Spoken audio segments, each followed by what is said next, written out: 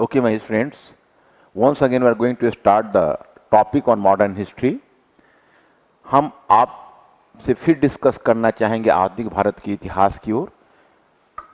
इसी हमने जैसा कि पीछे आपको बताया, as I have told you earlier, कि for the sake of convenience we have divided modern history in 4 parts और 4 सेगमेंट्स। हमने आपकी सुविधा के लिए इसे 4 पार्ट में बांटा है। पहला पार्ट है 18वीं सदी का इतिहास, जिसकी चर्चा हमने कर दी है। दूसरा पार्ट है उपनिवेशवाद, तीसरा पार्ट है राष्ट्रवाद और चौथा पार्ट है स्वतंत्रोत्तर Bharat. As I have told you earlier कि for the sake of your convenience I have divided modern history in 4 parts or 4 segments. The first part being the history of 18th century. The second one part is associated with the issue of colonialism. The third one part, the issue of nationalism. And the fourth one, the post-independence era. अब हमने पीछे history of 18th century और colonialism के part में 3 phase हमें करना है। उसमें हमने पहला फेज डिस्कस किया, मर्केंटाइल फेज।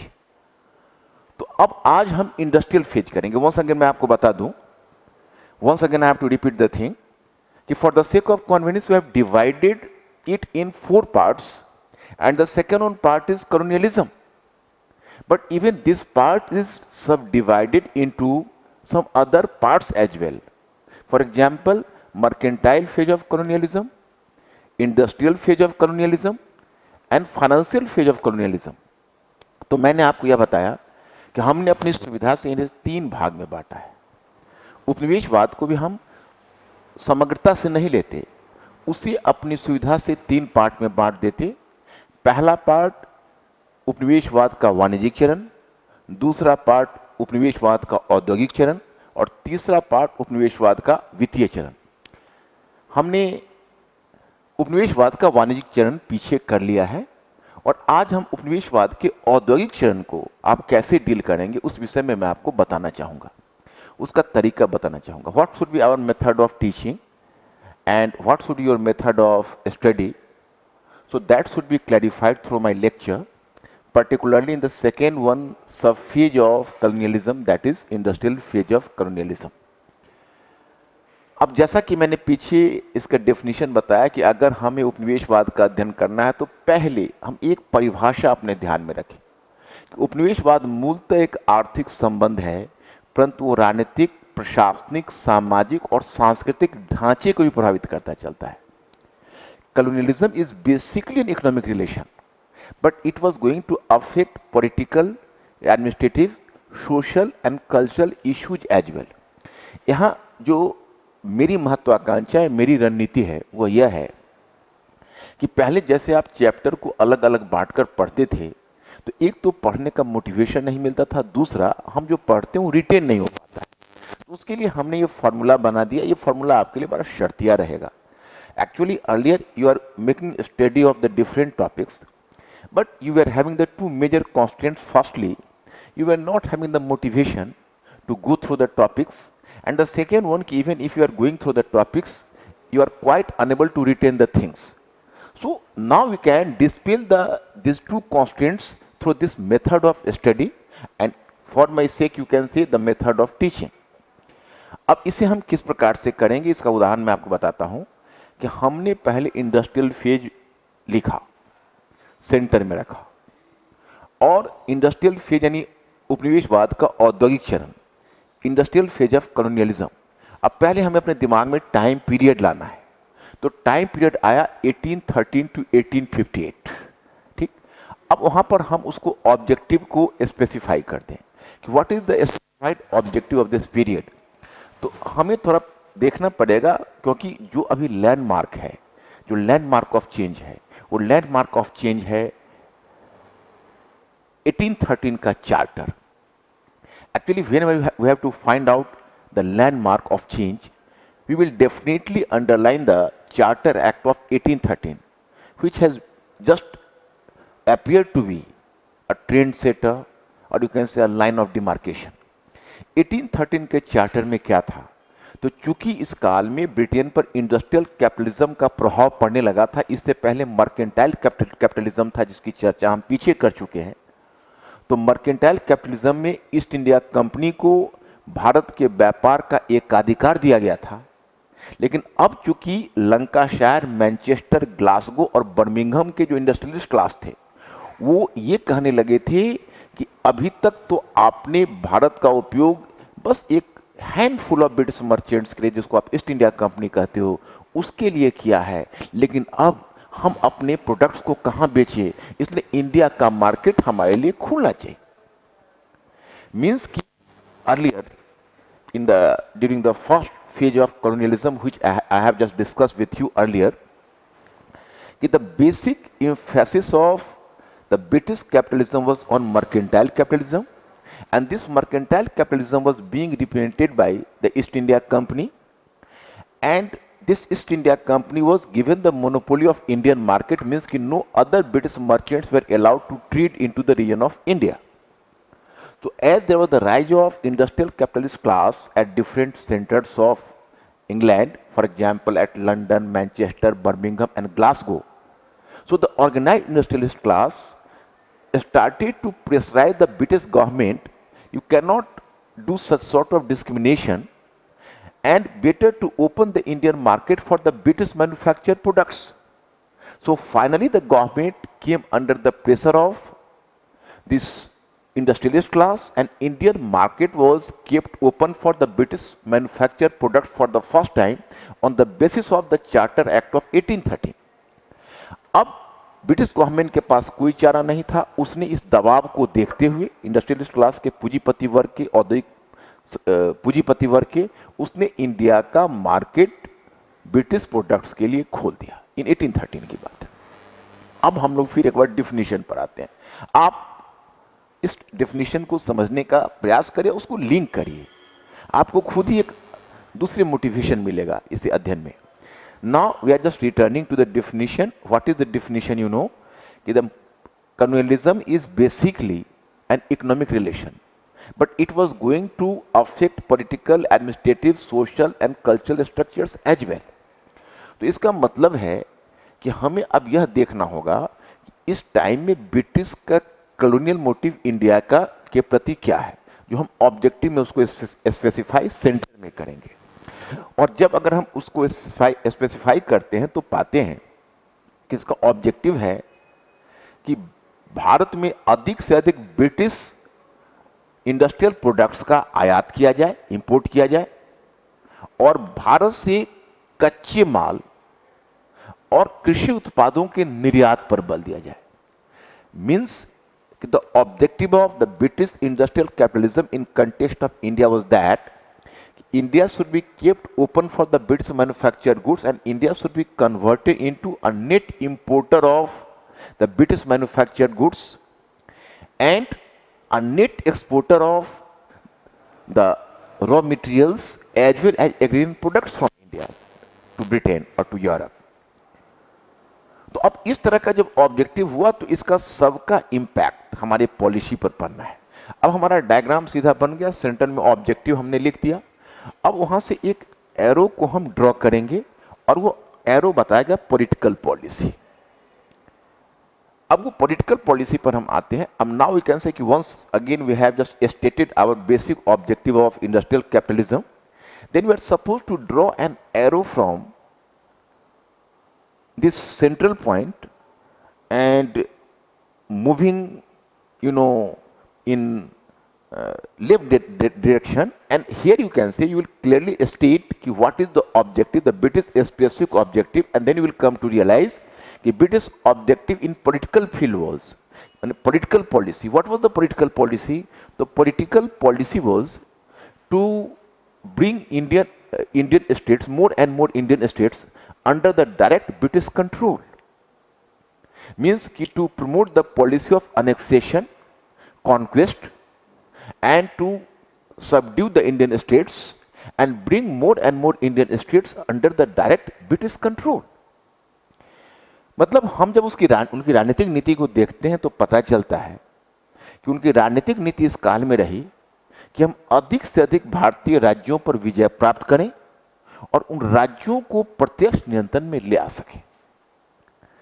तो ये उनकी पॉलिटिकल पॉलिसी थी। अब आपके मन में जिज्ञासा होगी कि इस तरह की पॉलिटिकल पॉलिसी का उनके कॉलोनियल ऑब्जेक्टिव से क्या रिलेशन है। I am making this point clear. Actually अगर इंडिया का डेवलपमेंट ब्रिटिश मैन्युफैक्चर गुड्स के मार्केट के रूप में करना है और इंडिया को अगर रॉ मटेरियल्स प्लस एग्रीन प्रोडक्ट्स के सप्लायर के रूप में डेवलप करना है, तो फिर हम अधिक से अधिक भारतीय राज्यों को प्रत्यक्ष नियंत्रण में लेते हैं, तभी हम ब्रिटिश वस्तुओं को खुलकर बेच पाएंगे और भारत से कच्चे मालों का निर्यात कर पाएंगे। Come to the point, in fact if the India had to develop as a market for British manufactured goods and the supplier of raw materials as well as the agrarian products, then more and more Indian states should have been placed under the direct control so that the British could have just promoted this policy in these states directly. क्योंकि हम ये उम्मीद हैदराबाद के निजाम से नहीं कर सकते हैं, मराठों से नहीं कर सकते हैं, ना हम मैसूर के राज्य या किसी दूसरे राज्य से कर सकते हैं, कि वो डायरेक्ट, हालांकि मैसूर के राज्य तो उस समय तक मिट चुके थे, लेकिन बाकी जो बचे हुए राज्य थे उनसे हम ऐसा नहीं कर सकते हैं कि वो राज्य ब्रिटिश प्रोडक्ट्स को इंडिया में प्रोडक्ट करने के लिए एक्टिव पार्टिसिपेशन करे या फिर रॉ मटेरियल्स को सप्लाई करने में ब्रिटिश की सहायता करे। We could not expect the Indian states कि they should have promoted the British policy, so that's why the British just you can say resorted to this method of annexation and conquest. तो naturally हमें देखना है, अब यहां से सीधा हमारी पॉलिटिकल पॉलिसी का लिंक बन गया, क्योंकि अब हमें यह देखना है कि 1813 से 1856 तक ये पॉलिसी मोटे तौर पे 1858 तक आप कहें ये चली। तो इस बीच इंडिया में जो भी गवर्नर जनरल्स आए, जो गवर्नर जनरल आए, ब्रिटिश जो चीफ ऑफिसर आए, उन सब ने policy of annexation and conquest को बढ़ावा दिया। आप गौर करके देखें। अब now you will come to realize कि due to fulfill this objective, whatever governor generals or the chief British officers came to India, so all of them follow the policy of unbridled conquest and undiluted annexation. It was very natural because they were guided by the colonial objective. अब अगर हम उनका नाम याद करना चाहें तो बिल्कुल आप पहले लॉर्ड हेस्टिंग्स को देखिए। 1813 से उन्हीं का कैरियर शुरू होता है इंडिया में। 1813 से शुरू करके 1823 तक आते हैं। And just try to recall कि what was the you can say track record of Lord Hastings. Now you should recall Lord Hastings. He has started his career in 1830 and his career in India just commenced up to 1823, and it was Lord Hastings who was accountable for the Anglo-Nepalese War and the Third Anglo-Maratha War. And after both the wars, the sufficient annexation of the region has been done under him. अब Lord Hastings ने 2 war लड़े, उनको आप third एंग्लो-मराठा war कहिए और पहला Anglo Nepal war. आज का जो उत्तराखंड हम देखते हैं उसका अधिकांश भाग, या फिर आप सिक्किम के राज्य को देखें, तो सबका अनेक्सेशन तो वही हेस्टिंग्स नहीं किया था। अब now you try to recall, you will find कि in fact it was after the battle of after the Anglo Nepalese war, then the treaty of Sugauli was signed in 1816 and it was on the basis of the Treaty of Sugauli, what today you know as the Gorkhaland, Sikkim, and a major part of the so-called Uttarakhand, so that became the part and parcel of India on the basis of the Treaty of Sugauli. तो ये annexation हुआ। वही third Anglo Maratha war के बाद British ने मराठा परिसंघ को भंग कर दिया, जो मराठा कॉन्फेडरेसी उसको ब्रेक कर दिया, पेशवा को पेंशन ऑफ कर दिया और पूरे रीजन पर कब्जा कर लिया। After Third Anglo-Maratha War, the so-called Maratha Confederacy was just dismissed. Peshwa was pensioned off, and then the Pune and Peshwa's region was annexed to the British Empire. So that happened. Now you can recall the case of the successor of Lord Hastings. You will find Lord Amherst, and he continued between, or you can say his time period is something between 1823 and 1828. His period is known for the First Anglo-Burmese War, and after this war, he could subdue Burma, and he could take a lot of concessions, commercial and you can say economic concessions from Burma. अब आप recall करते हैं Lord Hastings के बाद Lord Amherst का time period आता है जो 1823 से 1828 तक है, और इसमें उसने फर्स्ट एंग्लो बर्मीज वॉर लड़ने का श्रेय उसे दिया जाता है, और फिर बर्मा से उसने बहुत सारी आर्थिक रियायतें हासिल की थी। अब उसके बाद आता है उसके बाद विलियम बेंटिक का टेन्योर आता है। 1828 में विलियम बेंटिक का आगमन हुआ और 1823 से लेकर 1835 तक वो रहता है। तो विलियम बेंटिक पर अगर हम गौर करेंगे तो ऐसे तो विलियम बेंटिक मेनली रिफॉर्म्स के लिए जाना जाता है, लेकिन यहाँ हम केवल अनेक्सेशन पॉइंट ऑफ व्यू से देख रहे हैं, क्योंकि हमारा तो एरोपॉलिटिकल पॉलिसी का बना हुआ है, मैंने पहले ही आपको बताया है। तो विलियम बेंटिक के समय भी कई अनेक्सेशन हुए हैं, उसमें सबसे महत्वपूर्ण अनेक्सेशन मैसूर का अनेक्सेशन है, which happened in 1831.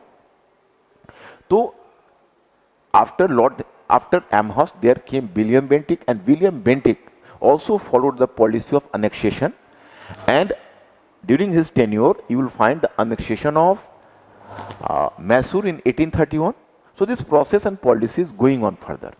Who was the successor of William Bentinck? You might have heard about Auckland, and the time period for Auckland was something between 1836 to 1842. And it was, at the time of Auckland, you might have heard about the first Anglo-Maratha War, although it resulted into a big fiasco for the British Empire, but still he tried at his best to make an extension or geographical extension in Afghanistan. Afghanistan in that sense to have the control over Afghanistan. So in this way you can say the policy is being followed. अब हम देखते हैं कि William Bentinck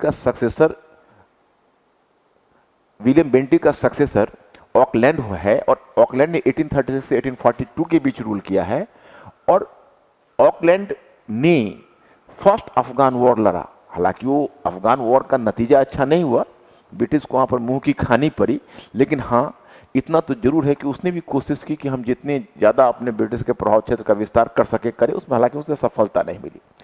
अब उसका उत्तराधिकारी Elon बोरो हुआ, जिसका टाइम पीरियड है 1842 टू 1843। अब उसमें आप अगर अपनी मेमोरी पर बल देंगे तो देखेंगे कि एलन बोरो ने सिंध का अनेक्सेशन 1843 में कर लिया, तो पॉलिसी ऑफ अनेक्सेशन जा रहा है। Then you will come to realize the successor of Auckland was Ellenborough, and his time period was 1842 to 1844, and it was Ellen Boro who annexed the region of Sindh. So this policy of annexation was going on. अब Elon बोरो का जो successor है वो हुआ है Hardinge, और time period Hardinge का है 1844 टू 48, और उसके समय ध्यान करें कि the first Anglo Sikh war हुआ एंड 1845-46 में, और उसी सिख का कुछ पार्ट जैसे कश्मीर तो उनसे ले ही लिया गया, और कुछ अन्य पार्टों पर भी नियंत्रण किया गया। तो अब now you will come to realize कि it was at the time of Auckland, you finally at the time of Auckland the first Anglo-Sikh war occurred, and what is the time period for Auckland? Something between 1844 to 1848. So this policy, the show is going on. Then comes you can say the supreme boss of all the annexationists you might have heard, and that was Lord Dalhousie. Lord Dalhousie is notorious for his policy of annexation because he tried to follow the different sorts of policies in order to realize his goal or objective. One of the policy was the policy of war. On that basis, he could annex Punjab in 1849, Sikkim in 1850. Then comes the turn of 1852, the second Anglo-Burmese war, and you might have heard about Lower Burma or Pegu, that was annexed in 1852. And then finally you can say that there comes the turn of Berar region. It was also annexed by Lord Dalhousie by dint of force. And after that you can say that Lord Dalhousie even preferred to use ideology in order to promote his policy of annexation. So the first one doctrine he propounded, that was the doctrine of lapse. And it is on the basis of the doctrine of lapse he could annex 7 states between 1848 to 1853. Satara, Jaipur, Sambalpur, Udaipur, Baghat, Jhansi, Nagpur etcetera up to 1854। तो इस तरह से आपने देखा कि Lord Dalhousie का जो policy of annexation है, वो पॉलिसी ऑफ अनेक्सेशन को ऐसा नहीं है कि स्वाभाविक रूप से है, वो उसके एक ग्रेटर कॉलोनियल ऑब्जेक्टिव को पूरा करने के लिए है।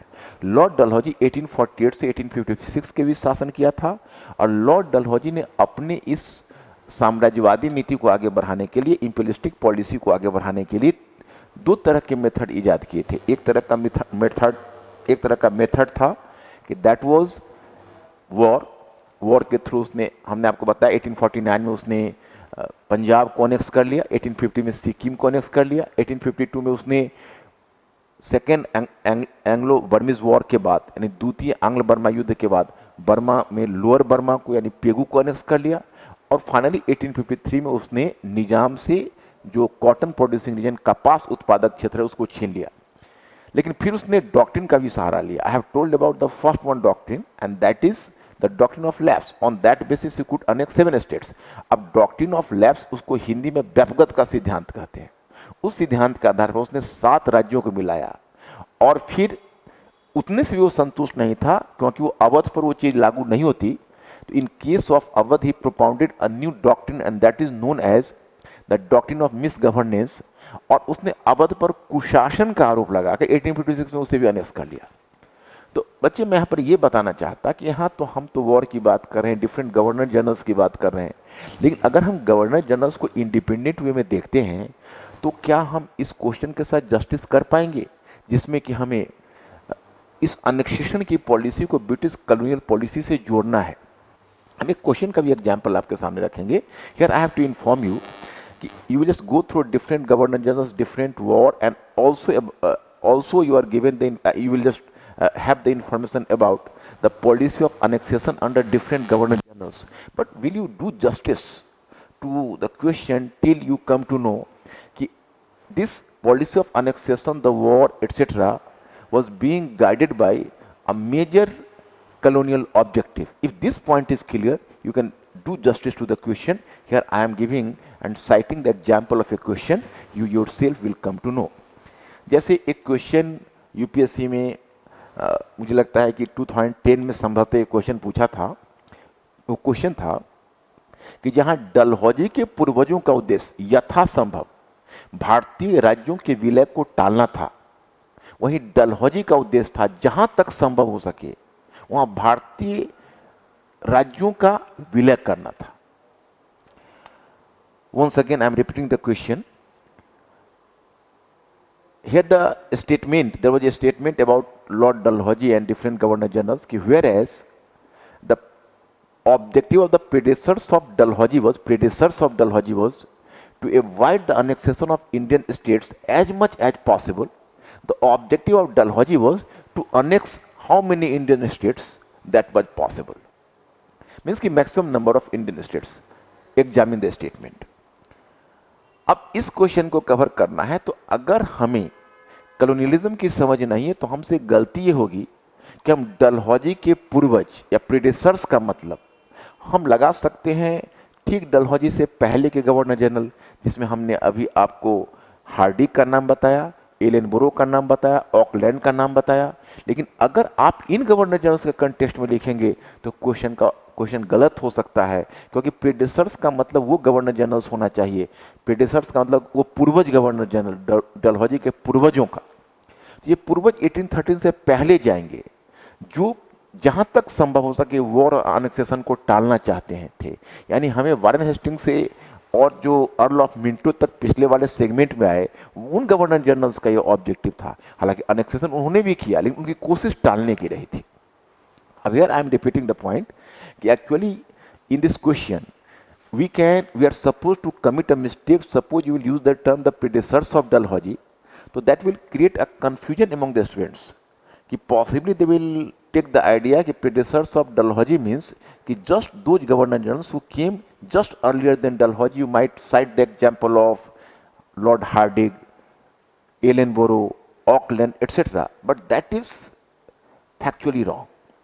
Because whenever you are talking about the predecessors of Dalhousie, so you are supposed to move just, you can say, even in the backward direction and move even earlier than 1813. That is the landmark year, because before 1813, as the India was basically guided by the objective of mercantile capitalism or from Britain. So here the objective was to avoid the annexation of Indian states, as much Indian states as possible. So here you will come to realize कि this is the important thing and you have to take care. तो आप इस question को बहुत अच्छे ढंग से discuss कर सकते हैं। आप डलहौजी के प्रेडेसर्स का मतलब है कि आप पीछे की तरफ संकेत करिए और फिर 1813 के बाद की बात बताएं, और then you should try to link it to the British colonial objective कि what was the British colonial objective in India before 1813 and what happened after 1813, and then you have to brief the policy of governor generals means के predecessors of Dalhousie and the policy of Dalhousie. तो ये question आपका बहुत अच्छे ढंग से answered हो जाएगा। उसी तरह से बहुत सारे क्वेश्चंस ऐसे आते हैं। अब अगर कोई सिंपल क्वेश्चन पूछे कि how did British industrial capitalism influence the policies of different governor generals in India, then you can do justice to the question, because तुम जान रहे हो कि उसके पहले कॉलोनियल ऑब्जेक्टिव क्या था। तो बच्चे ये बहुत अहम चीज है कि हमें कॉलोनियलिज्म की जानकारी हो। अब आप जब एडमिनिस्ट्रेटिव पॉलिसी पर आते हैं तो फिर बहुत मजेदार चीज है, क्योंकि पहले हमने जो फर्स्ट पार्ट में देखा था बिफोर 1813, तो आप वहां देखते हैं कि वहां कोशिश यही रही ब्रिटिश की कि जहां तक संभव हो सके हम एडमिनिस्ट्रेटिव रिफॉर्म्स को टालें, क्योंकि वो चाहते थे कि हम पुराने मुगल ढांचे को ही कुछ परिवर्तनों के साथ बनाए रखें, क्योंकि उन्हें डर था कि अगर हम रिफॉर्म्स करते हैं उसे डायरेक्ट हमें कोई फायदा नहीं है, उल्टा हमारा दायित्व बढ़ जाएगा, और दायित्व बढ़ने का मतलब है खर्च बढ़ जाएगा, और खर्च बढ़ने का मतलब है व्यापार में निवेश कम हो जाएगा। So in the earlier phase we have realized कि that the standard British policy was to avoid the major reforms in administrative structure in India, because there was no use of bringing any major reforms, because they could have just you can say carried the reforms, so it could not have given any major return to the British company, rather it could have increased the British responsibility in India, and that meant कि more investment, and more investment meant the less savings, and less savings means कि they could have done the very less investment in the field of trade. अब इस चीज से बचने के लिए पहले तो उन्होंने एडमिनिस्ट्रेटिव रिफॉर्म्स को टाला था, but after 1813 as India had to develop as the market for British manufactured goods, so that's why some major reforms in administrative field was you can say imperative, that was essential. तो अब क्या हो रहा है कि अब उन्हें भारत में, चूंकि अब भारत का विकास उनको ब्रिटिश वस्तुओं के बाजार के रूप में करना है, तो उन्हें अब कॉन्ट्रैक्ट लॉज को बदलना पड़ेगा, उनको जुडिशियल लॉज में मेजर चेंज लाना पड़ेगा, उनको इवन लैंड रेवेन्यू सिस्टम में चेंज लाना पड़ेगा। आप गौर करके देखेंगे तो जैसे हमने पहले फेज में अस्थाई बंदोबस्त को लिया था, तो अस्थाई बंदोबस्त you are just calling permanent settlement, तो जो अस्थाई बंदोबस्त था वह मर्केंटाइल फेज के इंटरेस्ट है, ब्रिटिश मर्केंटाइल कैपिटलिज्म, ब्रिटिश जो वाणिज्यिक पूंजीवाद है उसके हिस्से जुड़ा हुआ था। तो इस पीरियड में हम जो रैयतवाड़ी और महलवाड़ी पद्धति को देखेंगे, ये ठीक ब्रिटिश इंडस्ट्रियल कैपिटलिज्म, औद्योगिक पूंजीवाद के हिस्से जुड़ा होगा। अगर मैं उसको बताना चाहूंगा तो थोड़ा डिटेल्स हो जाएगा, जिसका डिटेलिंग करना यहाँ संभव नहीं होगा, बस हम एक संकेत देकर छोड़ते हैं। उसी तरह से आप देखेंगे कि जो मैकाले कोड बना है, laws, Macaulay code of laws, जो जिसकी आज भी चर्चा होती है, और आगे चलकर वही इंडियन सिविल कोड और इंडियन पेनल कोड उसका आधार तैयार करता है, तो उसकी भी चर्चा होती है। वो जो तैयार होता है वो इसी टाइम में होता है। हाई कोर्ट लॉज भी बने हैं, ठीक है, इसे थोड़ा आगे बना है, लेकिन उस सब का बैकग्राउंड यही तैयार हुआ है, क्योंकि if you have to bring the major reforms in the judicial system, तो आपको ये करना होगा। और यहाँ पर बेंथमवादी विचार है, बेंथम एक ब्रिटिश विद्वान है, उसके विचार यहाँ के जुडिशियल सिस्टम को इन्फ्लुएंस करने लगे। तो यार I have to inform you कि in fact it was the time कि the Lord Macaulay just you can say developed and just developed his famous code that is called Macaulay Code, and he became the new Manu of India. It is during this period, and it was this Macaulay Code which became the precursor to the Indian Civil Code and Indian Penal Code, which came into existence in India respectively in 1859 and 1860. So That was very natural because all the reforms are linked to the interest of the British industrial capitalism. तो इस तरह से आप administration देख लिया। जहाँ तक economy का सवाल है तो इकोनॉमी में तो मेजर ओवरहॉलिंग आना ही है, क्योंकि एग्रीकल्चर में कमर्शलाइजेशन को प्रोत्साहन मिल रहा है, वो भी इंडस्ट्रियल कैपिटलिज्म से जुड़ा हुआ है। आप अगर इकोनॉमी में एक इम्पैक्ट देखते हो तो डिक्लाइन ऑफ हैंडीक्राफ्ट इंडस्ट्रीज आपको दिख जाता है।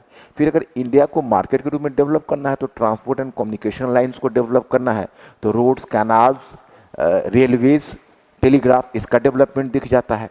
तो अब यहाँ पर अगर if you are just observing the economic impact of this policy, what you know as the industrial capitalism, so that is clearly visible for you. For example, industrial capitalism paved the way for commercialization of agriculture in India.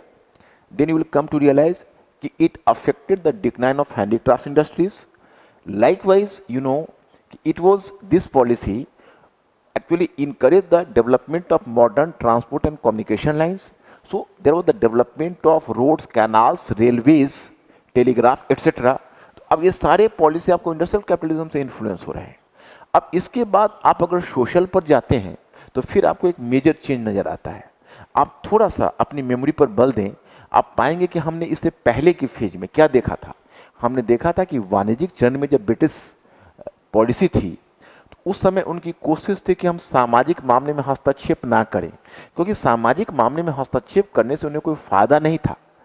तो बदली में उन्होंने समाज में परंपरागत ढांचे को ही बनाकर रखा था। लेकिन अब उन्हें ऐसा लग रहा है कि अगर भारत को हमें ब्रिटिश वस्तुओं के बाजार के रूप में विकसित करना है तो हमें अब समाज सुधार करना पड़ेगा, क्योंकि वो चाहते थे कि हम भारत में भारतीयों के एक ऐसे वर्ग को जन्म दे जो भारतीय केवल जन्म और रंग में तो भारतीय हों, लेकिन वो अपने दृष्टिकोण में, अपनी अभिरुचि में ब्रिटिश हों।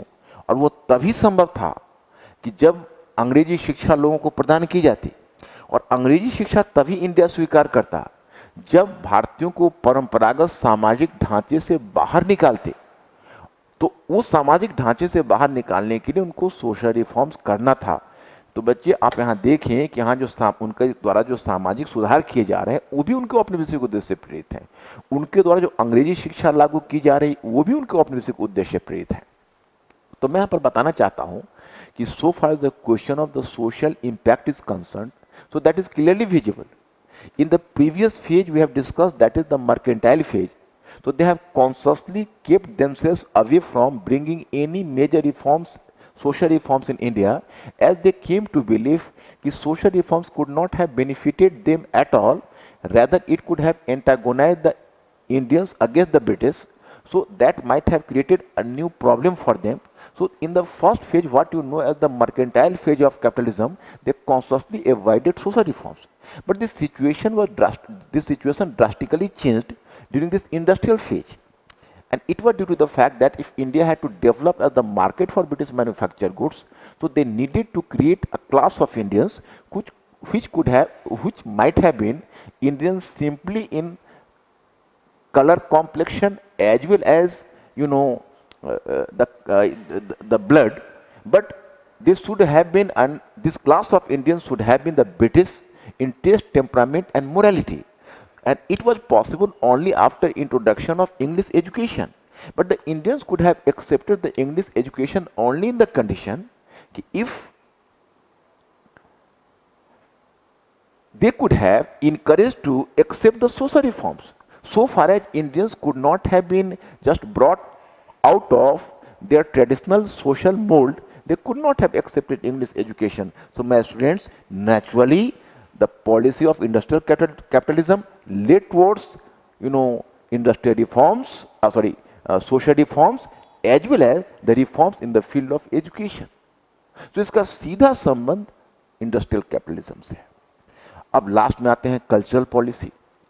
तो पीछे वाले टॉपिक में जिसे हम कहते हैं पूंजीवाद का वाणिज्यिक चरण, उसमें हमने देखा था कि चूंकि उस समय ब्रिटिश को रिफॉर्म्स इंडिया में नहीं लाने थे, ट्रेडिशनल स्ट्रक्चर को ही मेनली मेंटेन करना था, उन्होंने जो आइडियोलॉजी दी, जो विचारधारा दी, उसको कहते हैं प्राच्यवाद।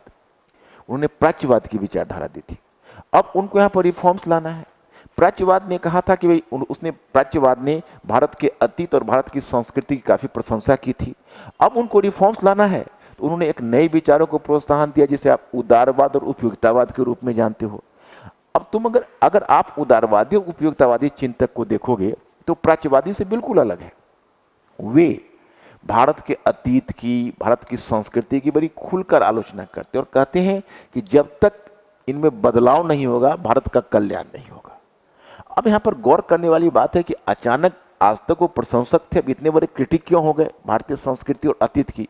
जिसका कारण यह है कि उनको अब यहां पर वेस्टर्नाइज थोड़ा सा, स्लाइटली इनको थोड़ा सा अंग्रेजियत लानी थी, जिससे कि इनका मार्केट डेवलप कर सके और उनका जो कल्चरल पॉलिसी है वो एक तरह से समझे तो ब्रिटिश मैन्युफैक्चर्ड गुड्स के एडवांस गार्ड के रूप में काम कर सके।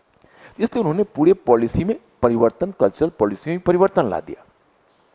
Here I have to discuss with you that actually during the earlier phase we know as the phase of mercantile capitalism, they consciously encouraged a cultural policy in context of India that is popularly known as Orientalism, and this policy of Orientalism emphasized over the great achievements of Indian past and culture.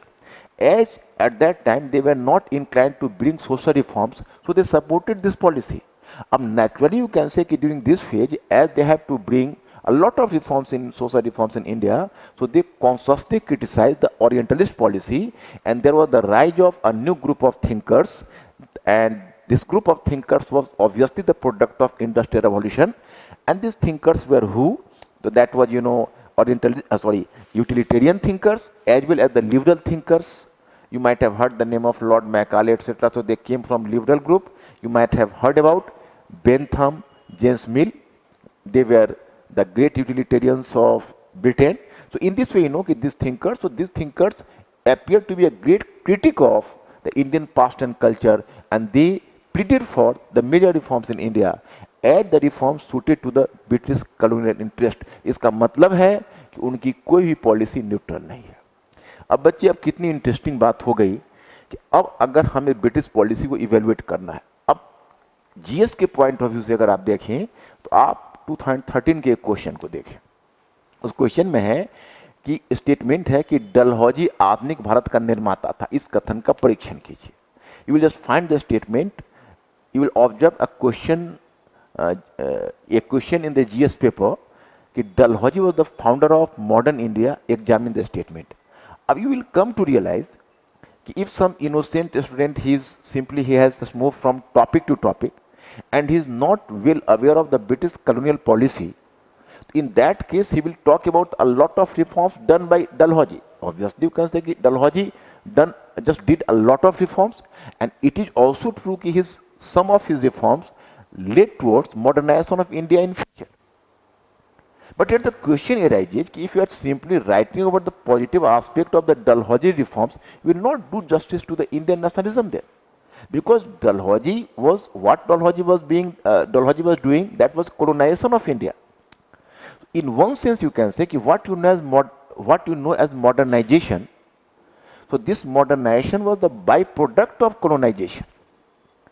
मतलब कि हम डलहौजी की प्रशंसा करते हुए जा रहे हैं, हम डलहौजी के रिफॉर्म्स की बात कर रहे हैं, लेकिन कहीं पर हमें ये दिखाना होगा कि डलहौजी के इन सुधारों का उद्देश्य भारत का सक्षम औपनिवेशीकरण था, न कि आधुनिकीकरण।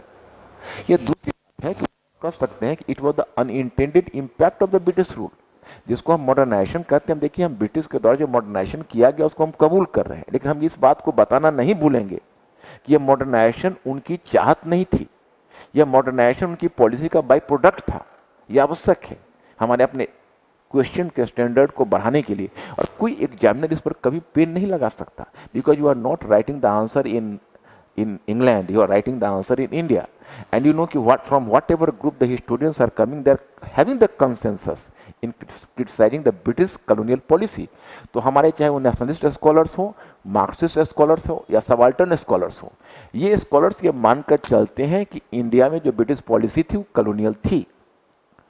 So whatever scholars and whatever group they were coming, whether they may be nationalist scholars, Marxist scholars or subaltern scholars, but all are having the consensus on one point: the British followed the policy of colonialism in India.